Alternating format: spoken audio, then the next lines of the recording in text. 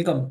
आज का ये यूट्यूब चैनल का जो सेशन है इसमें मैं आपको वेलकम करता हूं। अब हम लोग जो है निश क्या है उसको हम लोग कंप्लीट करेंगे कि निश क्या है, क्या चीज़ होता है, कैसे होता है। चलिए मैं आपको अपने स्क्रीन पर ले चलता हूं जहां से हम लोग ये कंप्लीट करने वाले हैं अबाउट निश। तो अब हम देखेंगे और समझेंगे, निश के बारे में समझेंगे। Just a minute.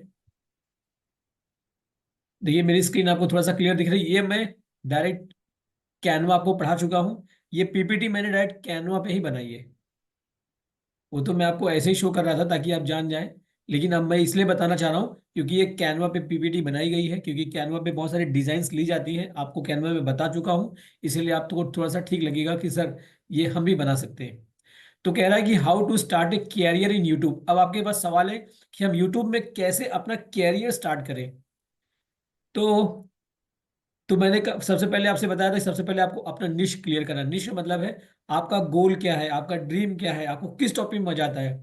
तो choose a topic in which you are interested. आप वो टॉपिक चुने जिसमें आपको इंटरेस्ट है, जिसमें आपको मन लगता है कि मुझे ये करना चाहिए। आपको एक्टिंग में इंटरेस्ट है तो एक्टिंग लीजिए, आपको ड्राइंग में इंटरेस्ट है, आपको स्टिचिंग में इंटरेस्ट है, आपको पढ़ाने में इंटरेस्ट है, आपको किस में इंटरेस्ट है वो टॉपिक चुनिए। दूसरा, फिर उसके बाद क्या करना है, रिसर्च करना है जिस टॉपिक में आप इंटरेस्ट रखते हैं। जैसे मुझे इंटरेस्ट है हेल्थ एंड फिटनेस पे, तो मुझे इंटरेस्ट है सप्लीमेंटेशन में, तो सप्लीमेंटेशन की अगर मैं बात करूं तो look at least 5 competitions in your निश। तो आपके निश में ऐसे 5 लोग कौन हैं जो मेरी तरह मेरे टॉपिक पे काम करते हैं।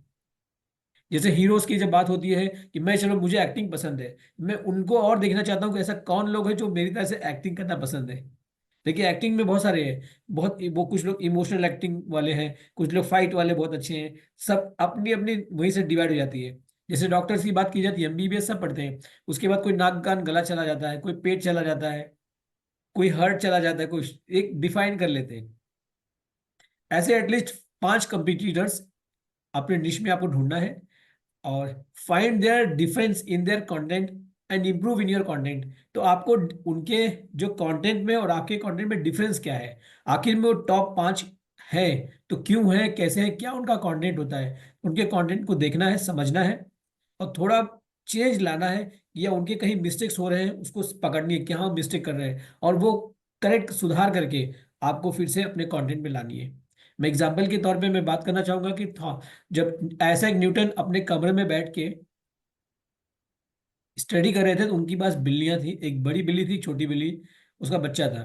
बार बार बिल्लियां उस रूम में थक जाती थी तो चिल्लाती थी, म्याऊं म्याऊं करती थी बाहर जाने के लिए। तो थॉमस एडिशन को बार बार उसमें इरिटेट होता था, तो उन्होंने कहा ऐसा है कि मैं झंझट ही खत्म करता। उसने दीवार में 2 होल बनाए, एक बड़ा होल एक छोटा होल। कई बड़े होल से बड़ी बिल्ली जाएगी, छोटे होल से छोटी बिल्ली जाएगी। लेकिन एक दिन उन्होंने काम करते रहे, उन्होंने देखा कि बड़े होल से दोनों चले गए, बड़ी बिल्ली भी चली गई, छोटी बिल्ली भी चली गई। तब उन्हें लगा कि मैंने छोटा होल फालतू बनाया है। तो मतलब अपने ही काम को जब हम कर देते हैं, करने के बाद जब हम उसको एनालाइज करते हैं, जब हम उसको देखते हैं, तो अपने आप को करेक्शन करते रहना है, सुधारते रहना है कि हमने क्या मिस्टेक की है, कहाँ ऐसे वो सुधारते गए। जो लोग अपने आप को करेक्ट करते हैं बार बार, देखिए हमेशा गुंजाइश बनाइएगा अपने आप को अपडेट करने के लिए। जो गुंजाइश बनाता है, जो अपने आप को अपडेट करता है, वही ग्रो करता है। तो ये चीज है आपको निश के थ्रू।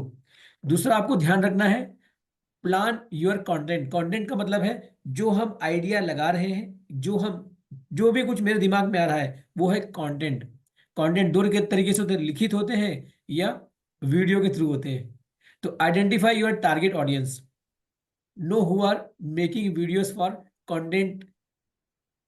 मतलब आपको पहले ये आइडेंटिफाई करना चाहिए कि हमारे टारगेट ऑडियंस कौन है।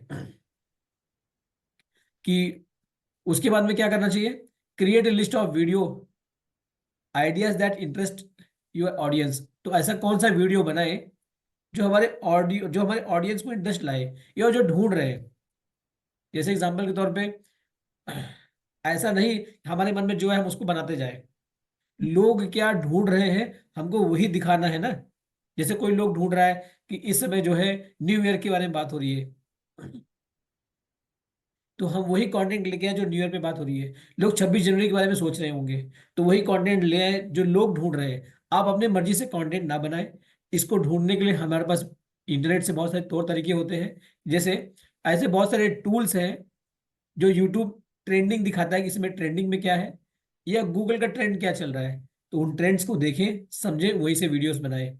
Make sure your content not against community guidelines. जब भी हम कंटेंट बनाएं तो याद रखें, गूगल के कम्युनिटी गाइडलाइंस होते हैं। आप कम्युनिटी गाइडलाइंस को ओवररूल ना करें। अगर आपने कम्युनिटी गाइडलाइंस को ओवररूल किया तो आपका चैनल ब्लॉक हो सकता है, या आपको यूट्यूब रिमूव कर सकता है अगर आपने उसके गाइडलाइंस को वायलेंस किया है। तो सवाल यह गाइडलाइंस क्या है। कॉपीराइट पे आपको ध्यान रखना है। Copyright is legal protection for original content such as videos, musics and images. किसी ने कोई कंटेंट बनाया हो, उसने अपने आप को कॉपीराइट लिया हो, तो it shows that only creators or copyright owners has the right to use, share और monetize their work।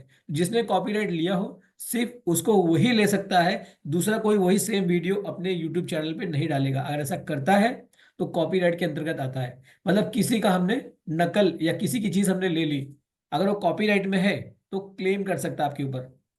इसलिए आप अपना खुद का कंटेंट बनाएं ताकि हम कॉपीराइट में ना आए।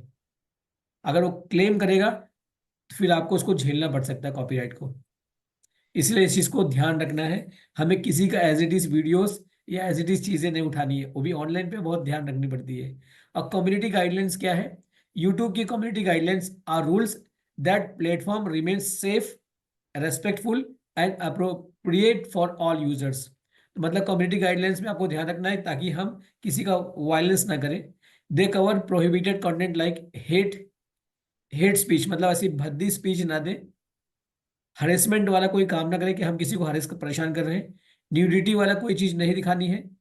वायलेंस नहीं, वायलेंस स्पैम नहीं देना है, या मिस लीडिंग इंफॉर्मेशन नहीं देनी है। जैसे एग्जांपल तौर पे, आओ हम बम बनाना सिखाते हैं, आओ हम भड़काऊ भाषण देते हैं, हम जातिवाद की बात कर रहे हैं, इस तरह का कोई ऐसा ना करे।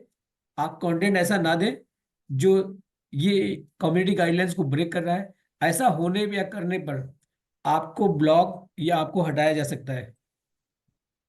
Violating this guidelines can lead to warning. या तो आपको वार्निंग दे सकता है कि अपना वीडियो को रिमूव करो, या चैनल स्ट्राइक कर सकता है, या रिपीटेड फिर वही आपको किया तो may result in account termination. पहले आपको हो सकता है कि आपको वो एक बार समझाए, अगर आप समझ में नहीं आए तो आपको अकाउंट को टर्मिनेट भी कर सकते हैं यूट्यूब वाले।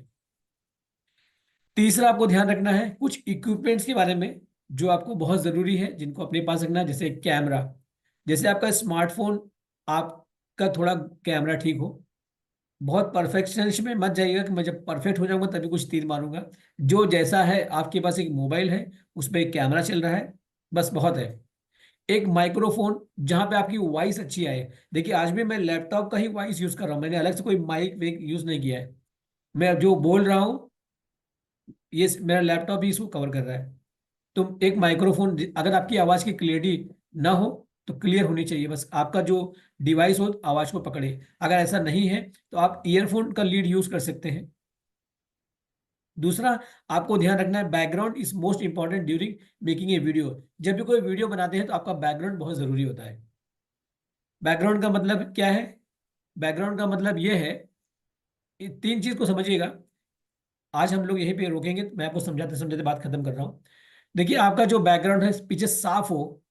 साफ का मतलब हो पीछे कोई मूवमेंट ना हो, पता चला पीछे कुछ हिल रहा है, जो सामने वाला आदमी आपको देख लो जब पीछे देख रहा है बार बार, देखे कभी कभी। और दूसरी चीज ये है कि ऐसा ना हो कि पीछे बार बार कोई आप आगे पीछे घूम रहा हो, पीछे कुत्ता भौंक रहा हो, या पीछे से कोई आपको आवाज लगा रहा हो। जब भी आप वीडियो बनाए पीछे का बैकग्राउंड हमेशा साफ रहे, कुछ नहीं हो, एक दीवार हो, दीवार में अगर आपको इश्यू हो रही हो पर्दा रख लो। हम तो कैमरे में जितनी स्क्रीन आ रही उतने से मतलब है। अगर आपके पास ऐसा डाउट बन रहा हो, एक हरा पर्दा खरीद लीजिए, ग्रीन वॉल। ऐसा इसलिए कहना चाहूंगा आपसे, अगर आप ग्रीन वॉल खरीदेंगे, हरा पर्दा 100 150 200 का आएगा। पीछे दीवार पे हरे पर्दे का वो बना ले, पीछे दीवार पे पर्दा लगा दे। हरे पर्दे से फायदा ये होता है कि उसके पीछे बनाया हुआ वीडियो अगर आप बनाते हैं तो उस वीडियो को जहां मर्जी वहां आप पीछे का वॉल एनिमेटेड या चेंज कर सकते हैं। देखेंगे कि जो वीडियो की जो शूटिंग होती है ना, ज्यादातर शूटिंग जो होती है वो हरे पर्दे के पीछे होती है। मतलब बैकग्राउंड में हरा पर्दा होता है, वो एक शूटिंग एक रूम में करते हैं। लेकिन जब वीडियो जब बनती है तो पता चलो जंगल में दिख रहे हैं, समुद्र में जा रहे हैं। वो समुद्र में एक्चुअली नहीं होते, ना ही एक्चुअली वो जंगल में होते हैं। वो एक रूम की शूटिंग हो रही होती है। तो जो इसीलिए आप पीछे ग्रीन वॉल लगाएंगे ना, तो ग्रीन वॉल के जरिए हम कैमरा को आराम से, ग्रीन वॉल के जरिए हम कोई और चीज लगाएंगे तो कैमरा उसको पकड़ नहीं पाता है। तो सबसे आसान ये है कि अपने अपने वॉल पे ग्रीन वॉल लगाइए आप। तो तीन चीज का आपको ध्यान रखना है। एक, मोबाइल में एक अच्छा कैमरा हो। एक, आपकी आवाज क्लियर जाए। और तीसरा, आपका बैकग्राउंड क्लियर हो। कोई हिलता डुलता चीज ना हो, या कोई बीच में डिस्टर्ब ना हो, कोई शोर ना हो, पंखे की आवाज जोर जोर की आ रही है, कोई आपको डिस्टर्बेंस ना आए। ऐसी जगह पे आप बैठे। और पीछे का वॉल सही करने के लिए या तो आप पर्दा यूज कर ले। अगर आप पर्दा यूज नहीं कर पा रहे हैं तो आप ग्रीन वॉल खरीद लें। 200-300 की बात होती है। क्योंकि आप जितने भी वीडियोस बनाएंगे सब ग्रीन वॉल पे बनाएंगे, पीछे का बैकग्राउंड बदल सकते हैं आप। तो आज इतना ही मैं आपसे बात करूंगा। और मुझे उम्मीद है कि हम लोग ने यूट्यूब का ये स्टार्ट करा, आपने इसको बहुत तन्मयता से चीज़ों को देखा, समझा, आपने नोट्स बनाई। अब इसको प्रैक्टिकल लेना है, थोड़ा सा पढ़ना है। और इसको पढ़ने के बाद अगर कोई डाउट, कोई प्रॉब्लम होता है तो आप उसको चैट कर सकते हैं, नीचे मैसेज दे सकते हैं, और ताकि हम लोग आपका डाउट्स क्लियर कर पाए। Thank you so much.